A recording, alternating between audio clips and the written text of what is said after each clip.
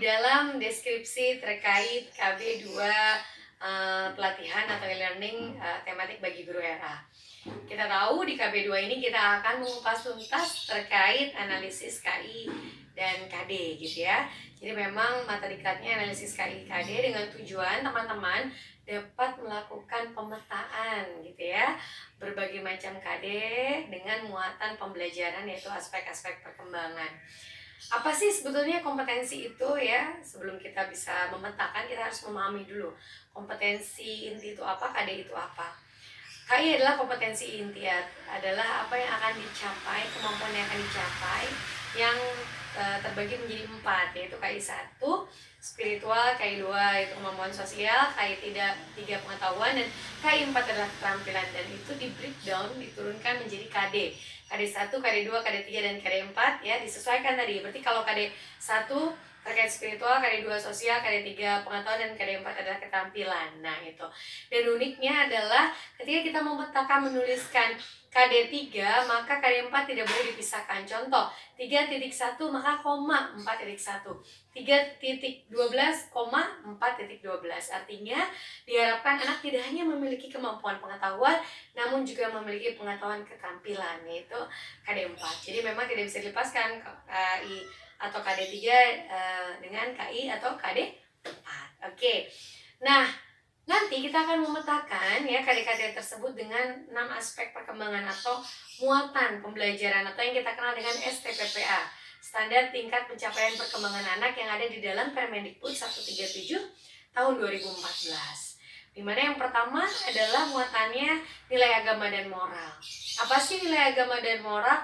Hal-hal yang terkait mengajarkan anak berbagai nilai-nilai keagamaan gitu ya, yang berdasarkan Al-Quran dan hadis. Nilai keagamaan yang tentu tentang akidah, akhlak, dan lain-lain, mengacu pada Al-Quran dan hadis. Kedua, aspek kognitif, yaitu sesuatu pengetahuan dari yang tidak tahu menjadi tahu. Contoh, berbagai bentuk benda, berbagai warna ya, pencampuran warna, kemudian berbagai angka, huruf, sampai dengan bagaimana anak bisa melakukan problem solving, memecahkan masalah. Jadi kemampuan kognitif tidak hanya mengetahui warna ya, bilangan dan lain-lain, tapi bagaimana bisa menyelesaikan sebuah masalah. Jika bagaimana dia bertemu dengan air yang mengalir dari galon, dia harus bagaimana dia bisa memecahkan ketika dia lapar, dia harus bagaimana, seperti itu.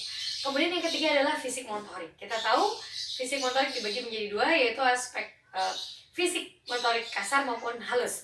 Kasar itu terkait tentang lompat, lari ya, merangkak dan lain-lain ya, langlintang dan lain-lain. Nah, kalau halus itu terkait nih jari jemari, bagaimana bisa merobek, menggunting, menjimpit, meremas dan lain-lain. Dan itu berefek kepada nanti kemampuan menulis anak. Jadi kalau dilatih ketika anak usia dini, ketika RA-nya kemampuan motorik halusnya, maka nanti ketika SD sudah matang untuk dapat menulis. Selanjutnya adalah sosial emosional. Aspek sosial emosional bagaimana mengajarkan anak yaitu mengenal emosinya, marah, bahagia, sedih, terharu dan lain-lain, dan bisa menempatkan emosinya dengan baik pada situasi dan kondisi yang ada.